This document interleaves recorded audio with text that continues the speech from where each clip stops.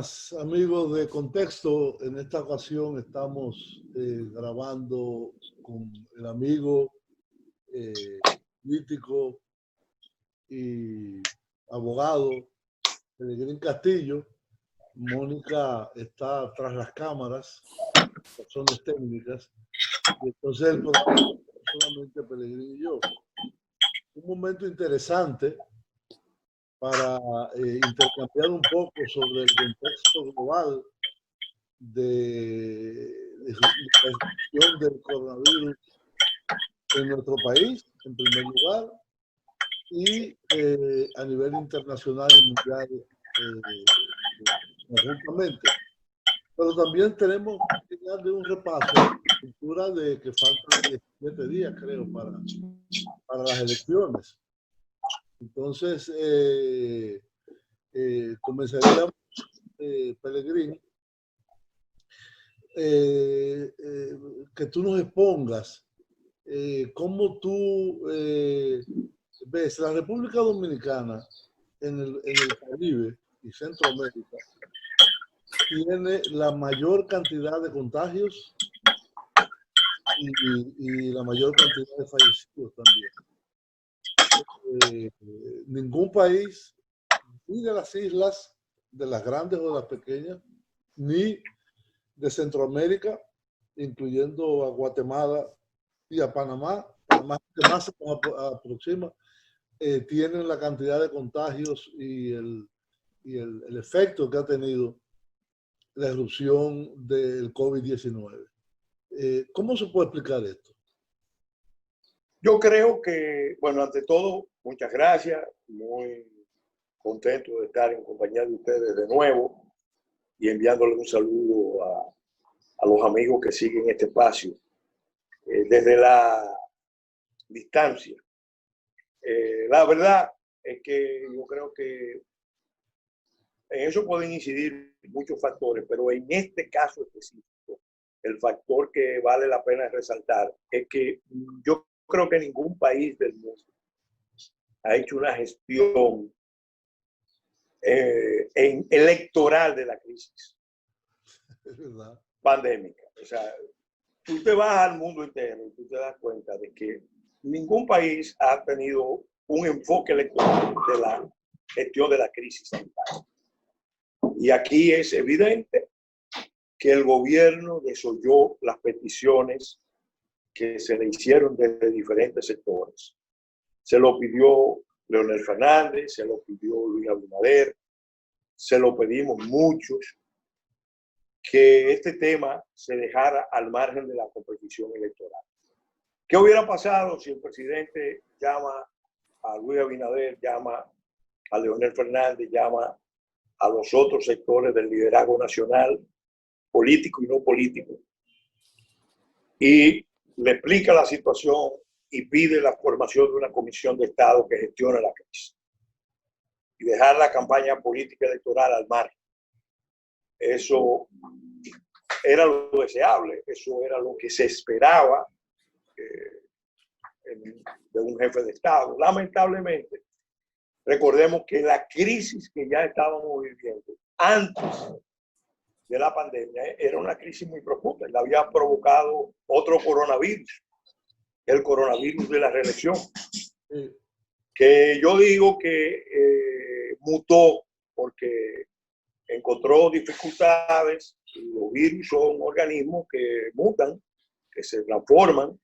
Entonces se transformó en reelección en cuerpo ajeno, una variante que no se veía aquí desde 1938, cuando Trujillo, que pudo haber ido a un tercer periodo, al tener los conflictos que tenía con los Estados Unidos, optó por una reelección en cuerpo ajeno. Pero él era el generalísimo, doctor, benefactor, con despacho en Palacio. Entonces el presidente Medina entendió que la manera de enfrentar la crisis era con reelección en cuerpo ajeno. Eso nos colocó ya al borde de un conflicto civil.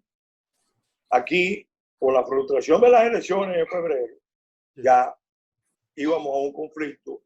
Se pudo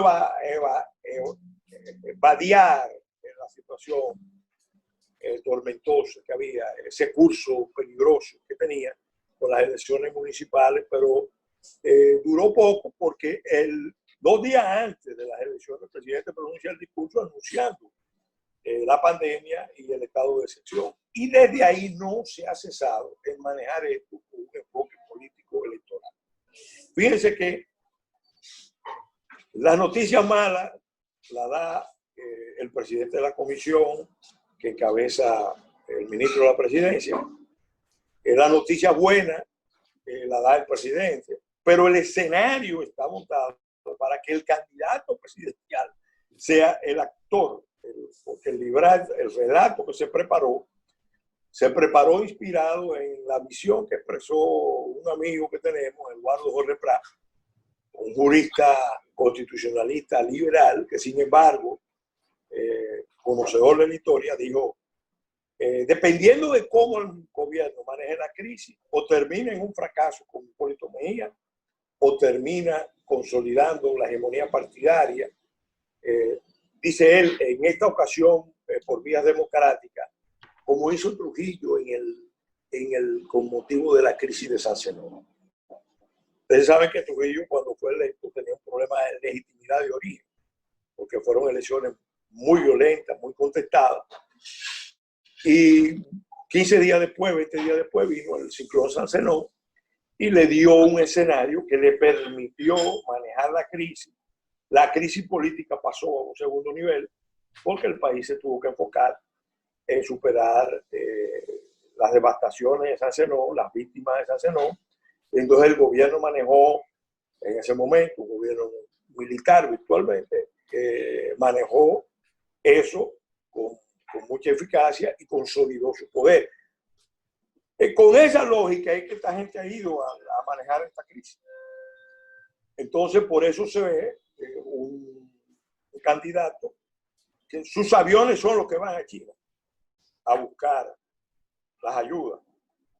Son sus aviones, no es el Estado que tiene recursos más que sobrados para alquilar aviones, que la flota de aviones está en el piso ahora mismo. Alquilar un avión y mandar a buscar todos los materiales necesarios. Haití, nuestro vecino, mandó a buscar todos los materiales necesarios, obviamente donaciones, con 5 aviones 747, cargados de equipo, cargados de materiales, cargados de todo. En República Dominicana manda los aviones del candidato. Y entonces a quienes preparan el escenario para los programas sociales es al candidato y a la candidata, porque la señora vicepresidenta es candidata, pero ella siguió manejando los planes sociales hasta el otro día. Entonces, eso yo creo que explica también por qué el gobierno ha administrado la cifra. Fíjate que mucha gente le llama la atención que cosas que debieron hacerse desde el primer día, ahora, después que se anunció la desescalada, después que se anunció que entrábamos en fase 3, cuando se echa hacia atrás es que se empiezan a colocar los avisos de que el COVID mata, con una calavera que uno no sabe si es de pirata, de veneno o bueno, yo no sé, explosivo. El problema es que esa manipulación está generando muchos problemas. Miren las contradicciones en los voceros mismos del gobierno.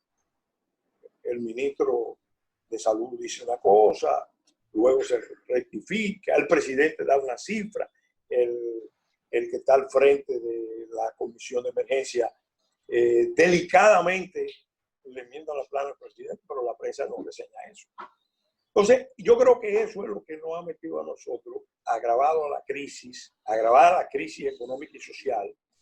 Porque fíjate, Julio, mira el debate del 30% de los fondos de pensiones. Yo lo consulté con gente que está en contra de la devolución y me dijeron, bueno, esa es una vía alternativa bastante creíble. Si el gobierno da garantía soberana, el Banco Central puede autorizar a los bancos privados y a la banca pública a hacerle préstamo a las empresas. Hacerle préstamo a las empresas para que las empresas paguen las nóminas completas o un porcentaje alto de las nóminas durante la crisis, con un compromiso, un pacto, esos créditos blandos, y además un pacto por la productividad, un pacto por incrementar el número de horas a trabajar después de la crisis, como hizo, por ejemplo, Japón cuando terminó la Segunda Guerra, como hizo Alemania. Ese tipo de pacto es legítimo. Pero ¿qué hizo el gobierno? No, el gobierno quiere tener a todo el mundo en fase, en el programa FASE, recibiendo 8,000 pesos. ¿Por qué? Porque le da más poder. Muy limitado también. Es limitado, pero a una población altamente vulnerable tú la tienes presionada. Incluso ya incluso está llamando la atención, que yo tengo reportes de todo el país, que a los bancos de reserva está llegando mucha población haitiana que a hacer fila y a recibir dinero. Entonces no está claro si son dinero que vienen de fuera, si son dinero del programa FASE, si son unos compromisos que se adoptó con algunos organismos internacionales, porque se quiere que los haitianos no vayan para Haití, para que no agraven la situación allá. En otras palabras, un manejo político-electoral, porque por debajo se le dice a la persona que está en esa situación, te vamos a mantener el programa FASE después que pasen las elecciones. Tú vas a estar en un programa que va a recibir 8,000 pesos, pero tienes que salir Gonzalo Castillo. Ahora, en realidad el gobierno quiere ganar. Yo creo que ellos saben, porque los números están ahí, que ellos no, salvo que den otro golpe, y digo otro golpe porque se le han venido dando golpes electorales a la institucionalidad del país, salvo que den otro golpe, ellos saben que van a perder. Yo creo que la estrategia real del grupo de Danilo Medina es quedar posicionado en la segunda posición, sacar a Leonel Fernández de juego y proponerle a Luis Abinader, y ahí Luis Abinader y el PRM tienen que evitar la trampa, evitar el gancho que le están tendiendo. Porque la oferta de la renuncia a la candidatura de Gonzalo Castillo para la segunda vuelta, a cambio, obviamente, de una reforma constitucional, que es la meta final del grupo, porque ellos saben, Gonzalo Castillo es un candidato que va a hacer lo que Danilo Medina le diga. Él sabe, lo buscaron para eso, para que tuviera un perfil totalmente autómata, dependiente de lo que diga el presidente. Incluso el presidente se encargó desde el principio de dejar claro que no era Gonzalo Castillo el candidato era él, que era su obra de gobierno. Poco faltó para decir que voy a tener un despacho, como tenía Trujillo, había un despacho del presidente y en el otro extremo estaba el despacho del generalísimo. Poco faltó. Pero ya Gonzalo Castillo, recuerde que lo había proclamado benefactor de la República a Danilo Medina. Entonces ese esquema es el que nos ha metido en un problema. Yo creo que la fórmula real de ello es que Danilo esté habilitado al terminar el proceso con una reforma constitucional y que esa reforma constitucional va a ir aderezada de otros elementos y entonces le van a dar una presidencia a Luis Abinader, donde Luis Abinader estaría amarrado. Luis Abinader se entiende que no quiera competir con Leonel Fernández, porque si Leonel Fernández es el candidato en segunda vuelta, y eso lo tienen que saber los PLDistas de la base, los intermedios, y buena parte de la dirección, obviamente habrá segunda vuelta y la competición va a ser cerrada, porque es el candidato con más experiencia, con más conocimiento, con más relaciones internacionales, y lo que los estamos apoyando entendemos que debe encabezar el periodo tormentoso que viene. Leonel Fernández no necesita una curva de aprendizaje.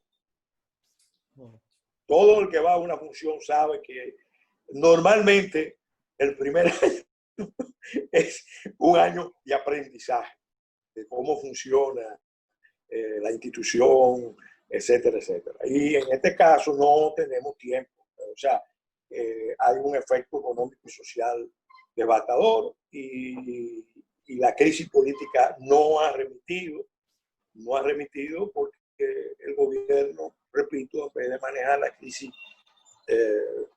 sanitaria, la crisis del estado de emergencia, como debió manejarse con un propósito de Estado, lo ha manejado con una visión político-electoral.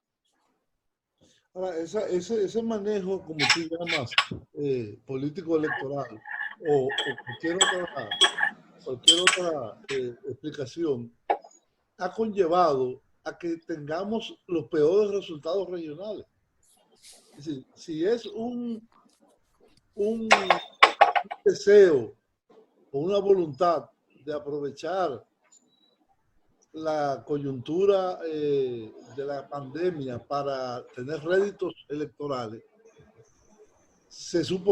yo supondría que sería un manejo espectacular de la menor cantidad de contagios, de mucha prueba.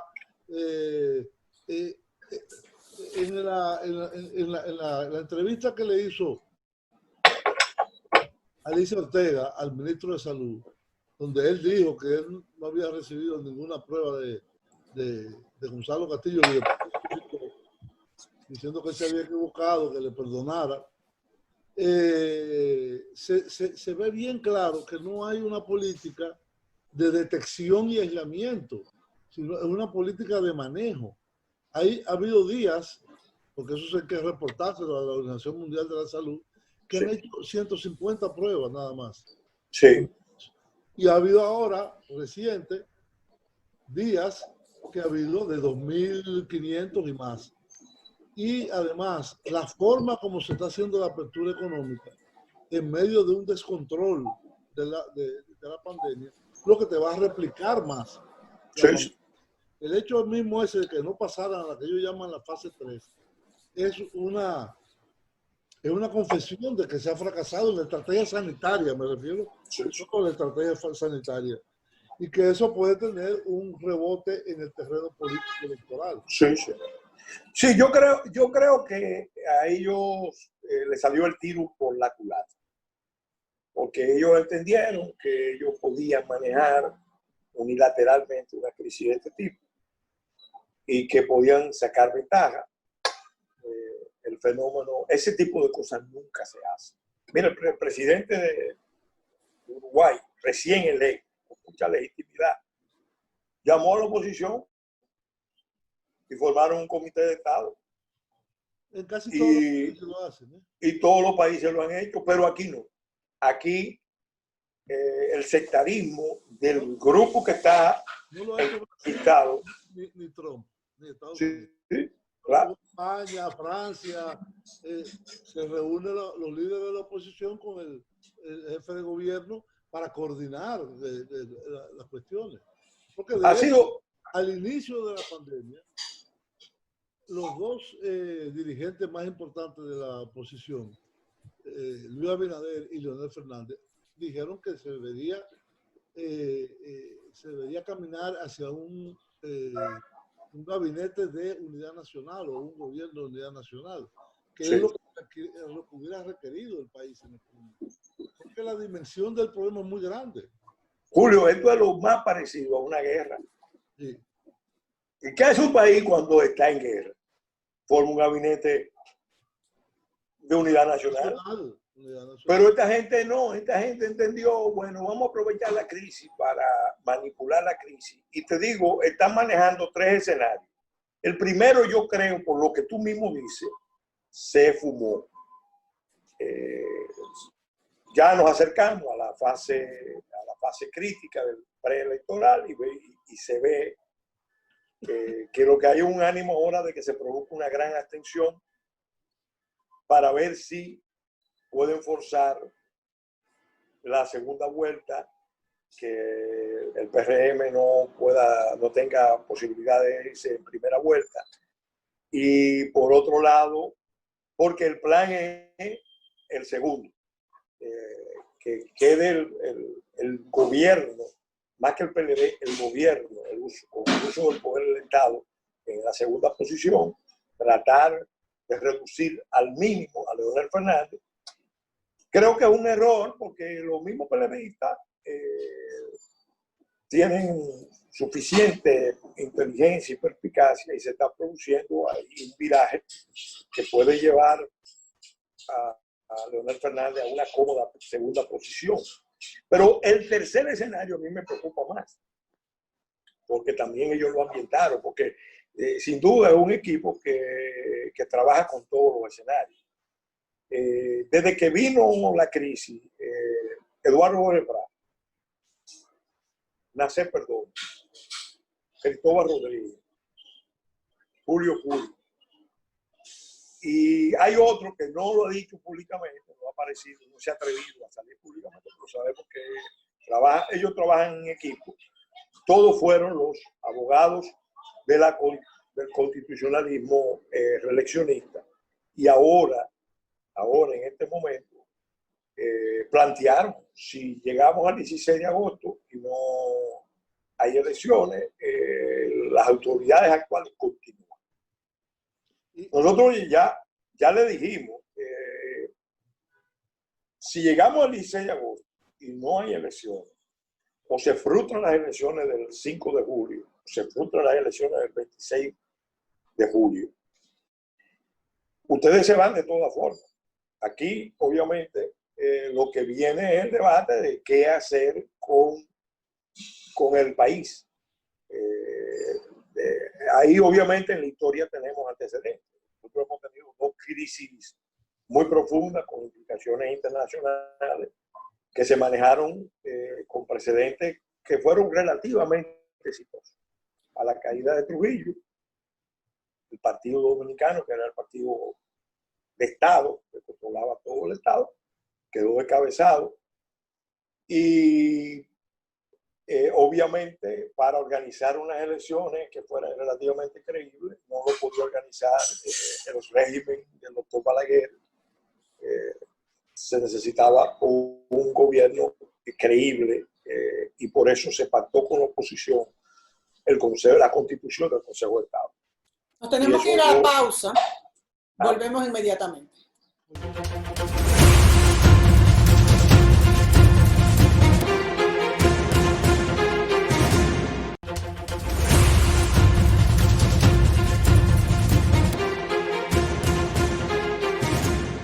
Bien, amigos, continuamos el programa con el amigo Pelegrín Castillo. Hemos estado hablando sobre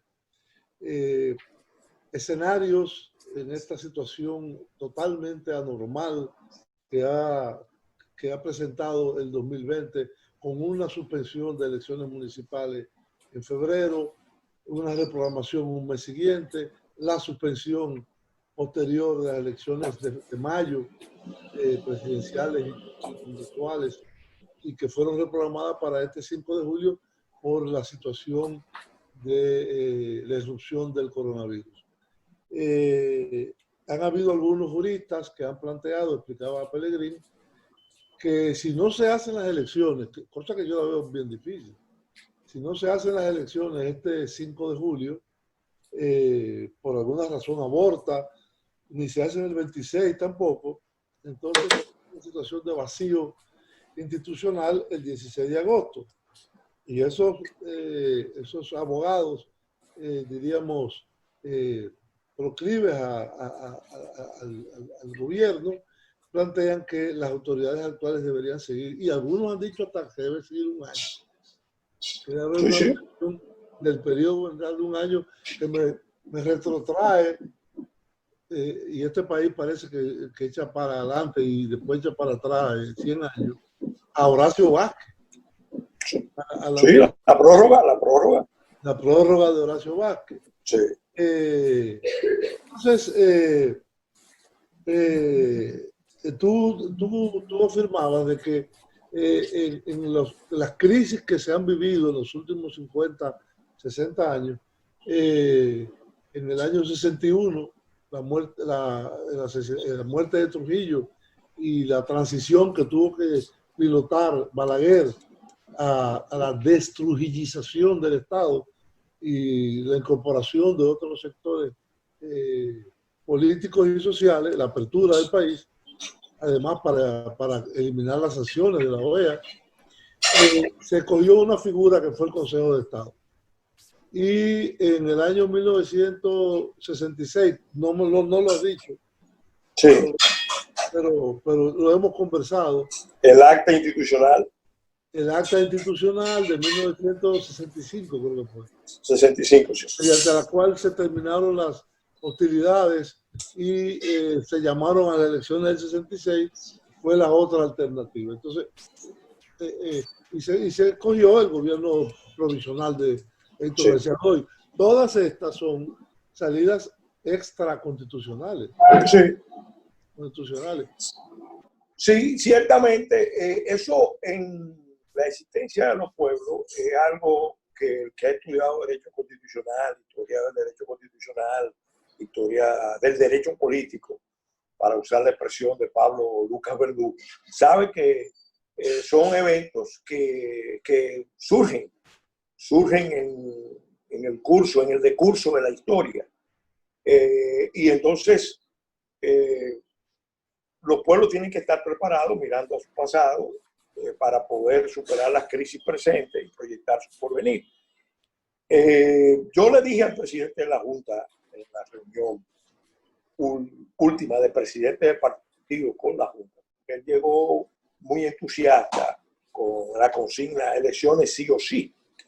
Yo le dije que en principio estábamos de acuerdo que esa era una buena consigna, pero hacíamos una salvedad, que eso podía existir algo peor que la no celebración de elecciones, porque él decía que había algo que no podíamos permitir, que era la no celebración de elecciones.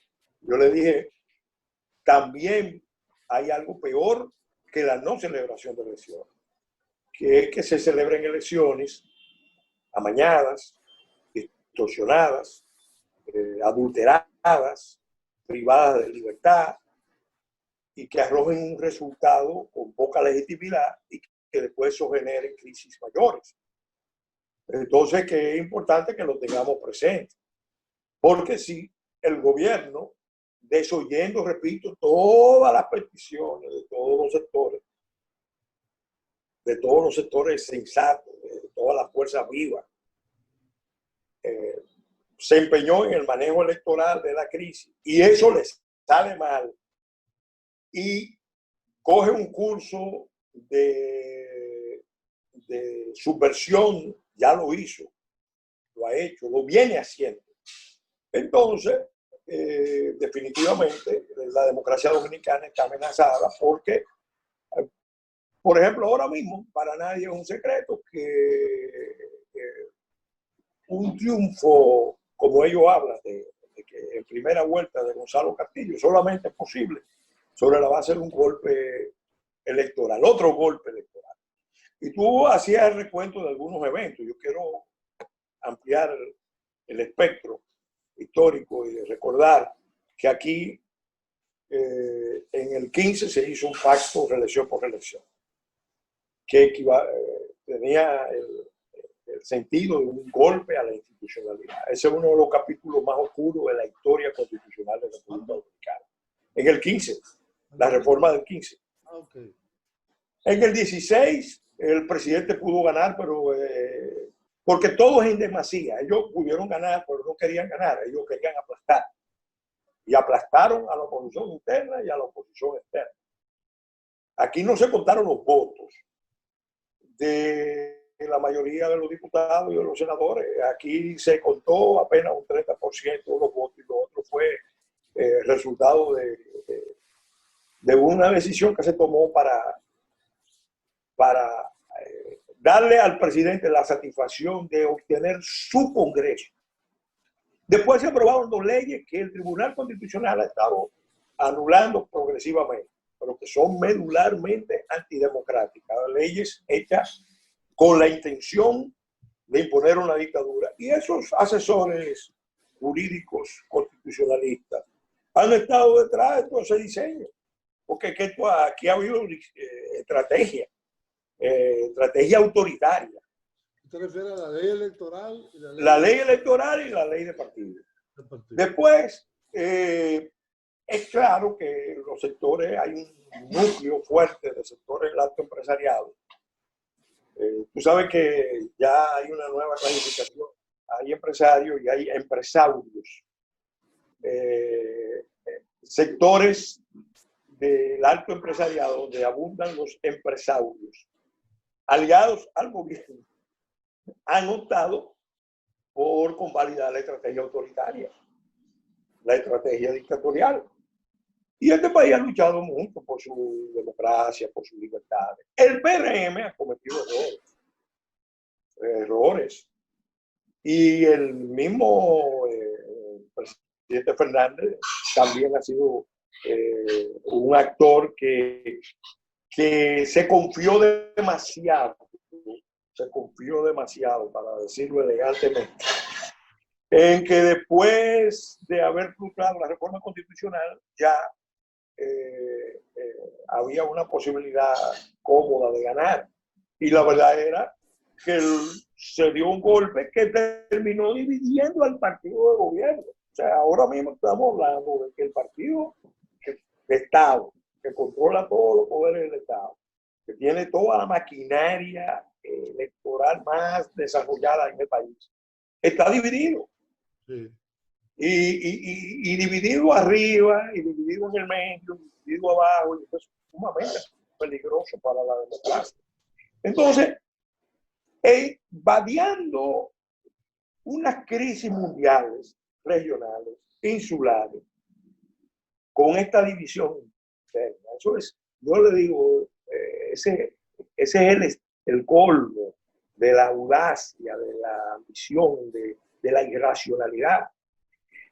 Ellos entendieron que con la crisis mundial y con la crisis que está viviendo Estados Unidos, ahora ellos van a tener menos presión, el equipo de gobierno, porque recordemos que van a tener menos presión exterior.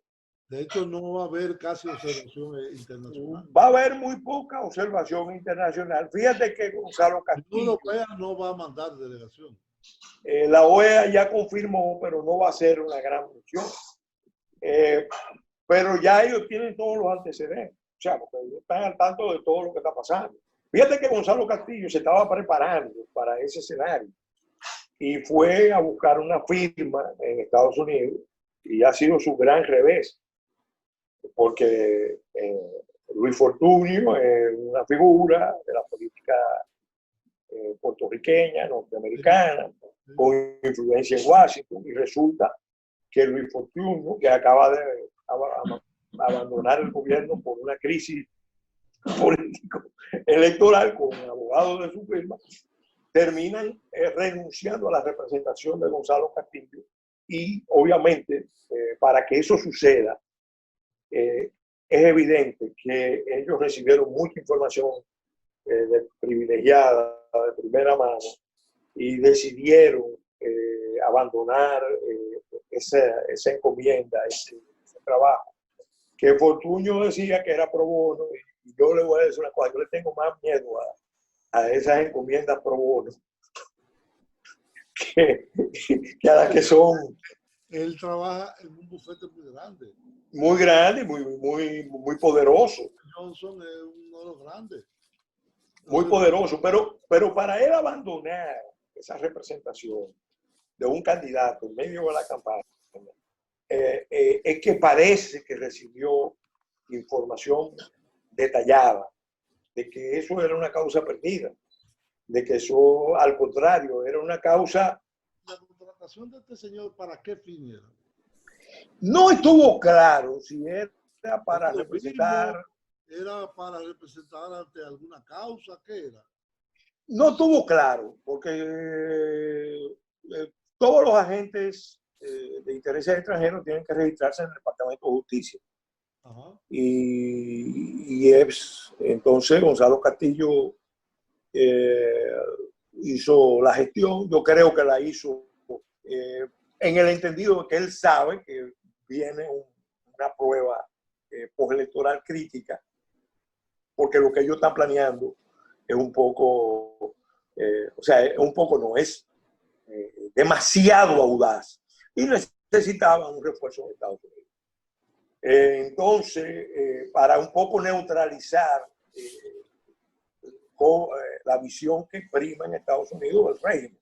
Acuérdate que el régimen de Danilo Medina, el proyecto autoritario, lo empieza a montar cuando el presidente Luis Ignacio Lula da Silva plantea que una reelección no es suficiente, que se necesita una segunda reelección. Rechaza el referéndum, que fue lo que nosotros le propusimos, y se va a la reforma pura y dura a nivel de Congreso.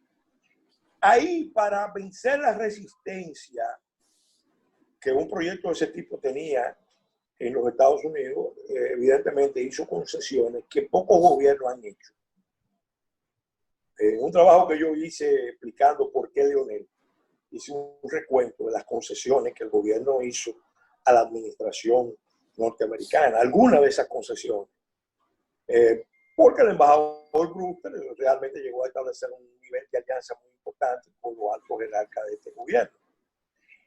Al producirse el cambio en el escenario internacional, que pierde el PT en Brasil, Lula es encausado. No perdió, le dieron un golpe. Oh, perdió. No. Oye, Dilma la sacaron con un golpe en el Parlamento, sobre la base de un disparate, pero eso no es el tema de esto. No perdió las elecciones.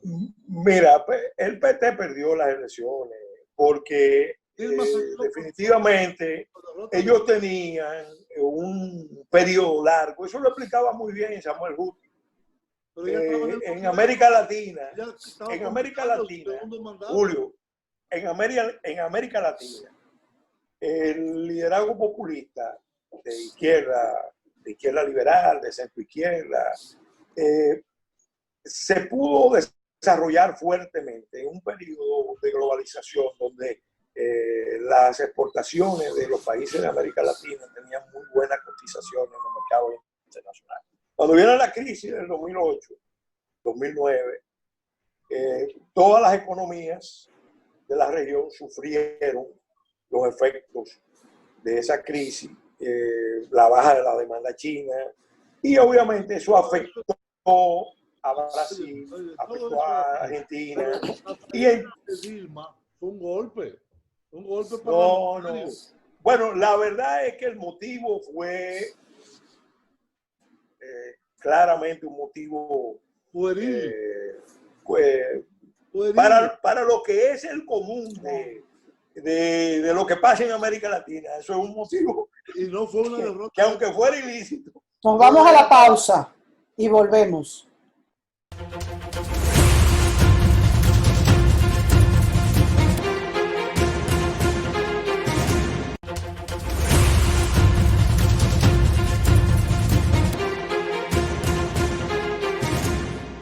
Bien, amigos, continuamos este último segmento con Pelegrín Castillo. Nos desviamos un poco sobre Brasil, porque ya Pelegrín que Dilma Rousseff perdió las elecciones, no perdió. El PT perdió las elecciones. No, después, cuando Bolsonaro ganó, pero ya después de haberle dado un golpe y estar el vicepresidente un año encargado. Pero ese no. Óyeme, Julio, en Brasil, pero déjame hacerte esta precisión. La verdad es que Brasil jugó a usar sus grandes empresas para imponer su hegemonía en el continente y ofrecía a la mayoría de los países de la región unos servicios muy efectivos para que se alinearan con Brasil. Brasil no. Brasil. El imperialismo lo hace España, lo hace Francia. Claro, lo hace claro.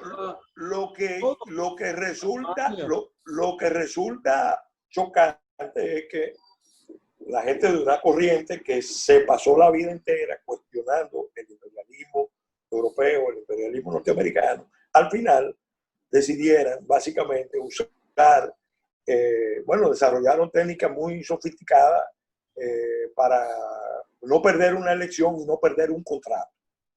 Eso es la realidad. Oye, yo te digo, eso puede ser objeto de otra discusión, porque vamos a centrarnos. Bueno, pero volviendo al punto, al perder el gobierno los apoyos exteriores, el gobierno, en su visión de retener el poder y coincidiendo con un interés chino de replicar en el Caribe la política norteamericana en el mar meridional, el gobierno dio un paso importante y por eso en Estados Unidos al gobierno dominicano lo tienen clasificado como un gobierno que definitivamente es hostil porque le creó a los Estados Unidos en el peor momento, en el momento de más contradicción con China, le generó un escenario que los Estados Unidos no lo esperaban. Entonces, Danilo Medina dio ese paso y ahora trató, porque sabe lo que viene, en la etapa postelectoral, Gonzalo Castillo empezó a programarse para tener, vamos a decir, un interlocutor que lo ayudara. Danilo Medina lo tiene. Y los grupos económicos que han estado apoyando la aventura reeleccionista, en primera persona primero y después en cuerpo ajeno después, también han estado en esos juegos de poder. Porque a ellos no les importa. Finalmente, lo importante es que la trama de poder y riqueza que se ha hundido fructifique en un nuevo periodo más. Entonces, ese es el problema que está planteado para la democracia dominicana. Yo creo, insisto, el manejo de esta crisis ha sido muy peligroso, irresponsable. Yo te diría, en muchos sentidos, irresponsablemente criminal, porque a la población yo creo que no se le ha transmitido. Un gobierno que tiene un aparato de comunicación tan importante, todavía yo creo que la población no tiene un conocimiento cabal de cuál es la magnitud de este problema. De la crisis. Claro, porque debió desde el principio montarse un programa de información en detalle sobre los peligros, los riesgos, el tema de la salud, la capacidad de... Ahora dice el doctor José Joaquín, de una autoridad nacional e internacional en materia de medicina, dice, lo viene advirtiendo, prepárense que esta crisis apenas ha escalado. Sí, nosotros vamos directo a un escalamiento de la crisis que puede coincidir con las elecciones. Sea algo deliberado, sea algo inducido por el mismo curso de los acontecimientos. Esa es, lamentablemente, la realidad. Tenemos al candidato de la oposición, Luis Abinader,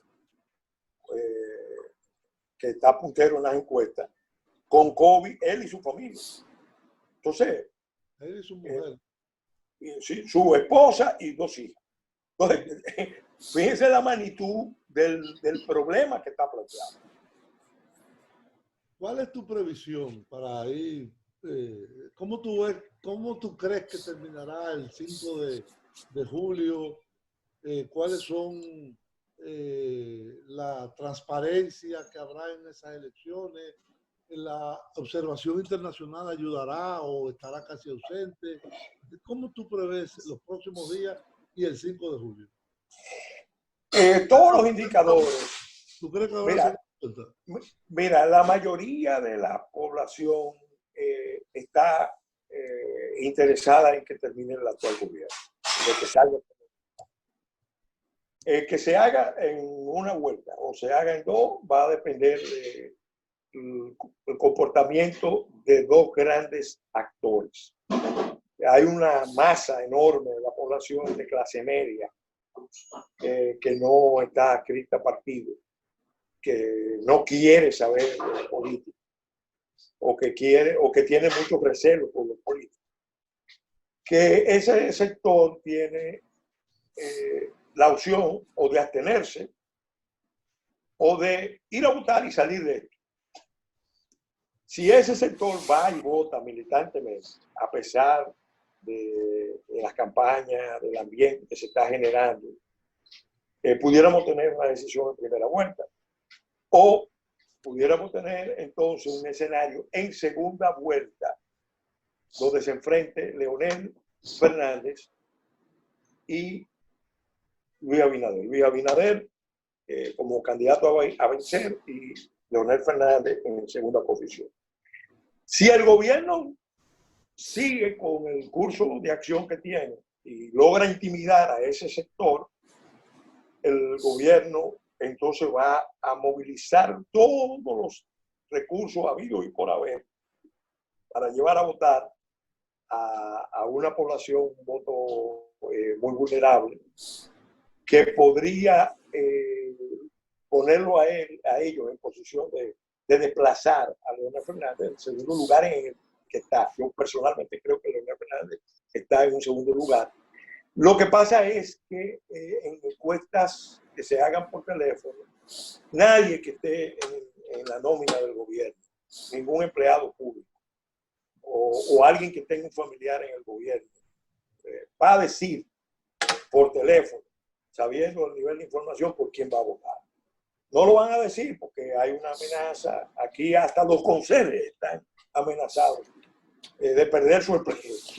Entonces mucha gente se reserva su verdadera intención de voto. Por eso las encuestas ahora mismo no van a transmitir nunca realmente qué está pensando la gente. Si la gente está en nómina del gobierno y llaman a su casa o a casa del papá que está trabajando en el gobierno, ellos van a decir que van a votar por Gonzalo Castillo porque saben que hay un mecanismo de control.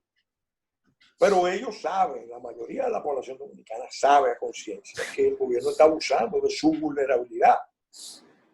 Y por eso puede haber un ajuste de cuenta en la bajadita.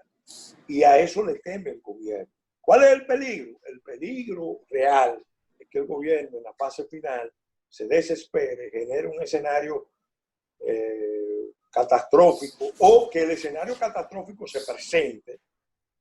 De hecho, ya todos los elementos están servidos para que se genere una crisis sanitaria mayor.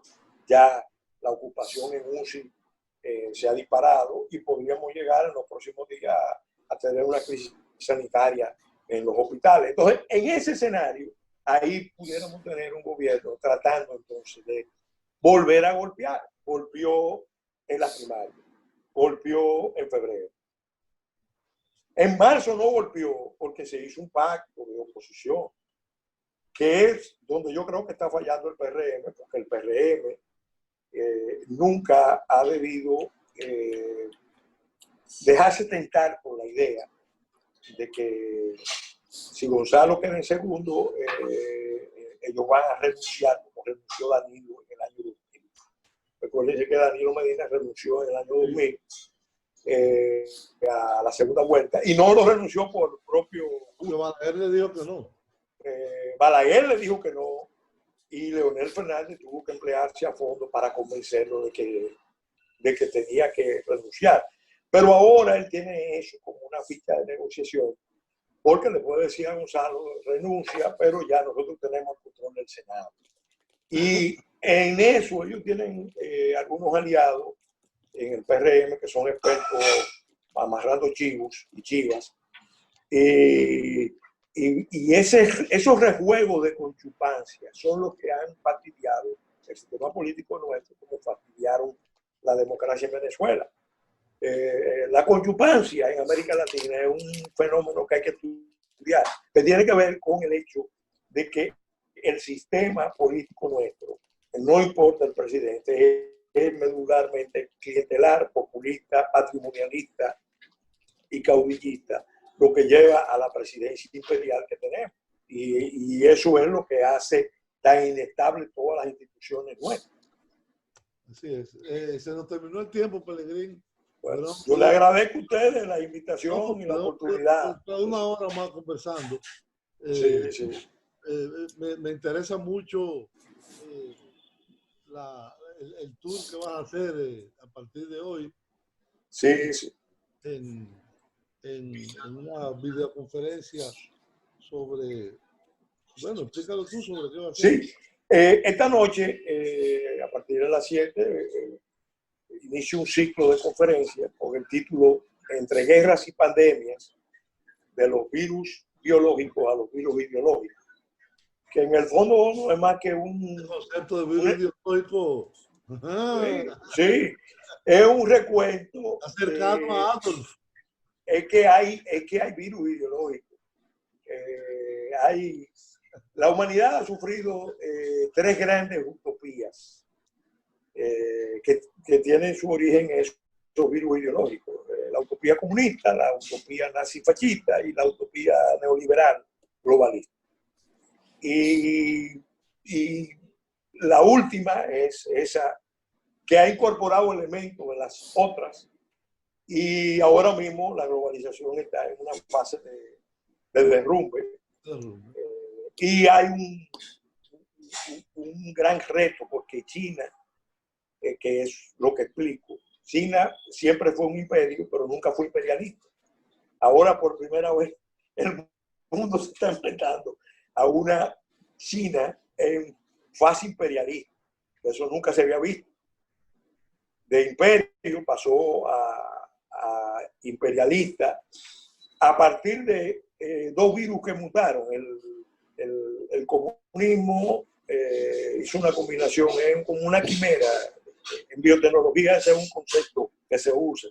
Se mezclan virus diferentes. Entonces, el virus del comunismo con el virus del capitalismo salvaje en China da origen al capicomunismo. Pero que no se quede en China, va a fase expansiva en el mundo. Y todo el mundo está ahora espantado. Todo el mundo está espantado. La clave está en ver si Occidente va a ser capaz de unificarse o va a, como decía Emmanuel Todd, que tú conoces, escribió el gran fracaso no, la gran caída, refiriéndose a la caída de la Unión Soviética, y después habló de la gran crisis en ilusión económica, la gran crisis de Occidente. Occidente, que está deformada por el predominio de lo que él llama pensamiento cero, donde le confía todo en los mercados, anula las naciones, las identidades y todo eso. Occidente está viviendo su crisis. Te vamos a y el actor clave. Lo vamos a volver a invitar a Pelegrín para ese tema que nos parece interesantísimo. Hasta la próxima. Y muchas gracias por todo. Gracias a ustedes. Y hoy te veo a las 7. Bien, muy bien. Adiós. Hasta luego.